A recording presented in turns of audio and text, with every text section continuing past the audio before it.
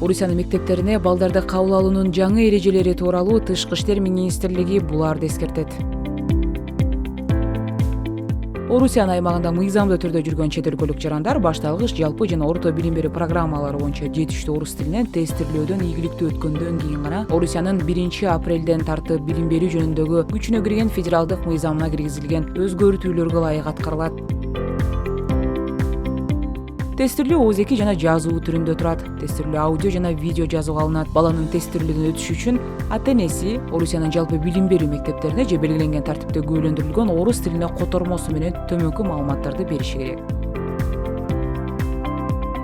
Биринчиден, арыз ээсинин бала менен туугандыгынын же баланын укуктарынын өкүлчүлүгүнүн мыйзамдуулугун ырастаган документтердин көчүрмөлөрүн, баланын мамлекеттик дактилоскопиялык катуурунун өткөндүгүн ырастаган документтердин көчүрмөлөрүн, баланын өздүгүн тастыктаган документтердин көчүрмөлөрү, ата-энесинин же болбосо мыйзамдуу өкүлүнүн, салык төлөөчүнүн идентификациялык номуру, жеке жактан камсыздандыруучу эсеп номуру, баланын башкаларга коркунуч туудурган жугуштуу ооруларынын жоктугу жөнүндө корутунду, ата-эненин эмгектенгендигин ырастаган документтеринин көчүрмөлөрү керек болот.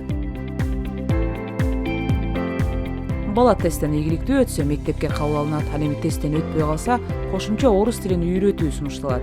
Кайрадан тестирлөөдөн өтүү мурдагы тестирлөөдөн 3 ай өткөндөн кийин гана мүмкүн болот.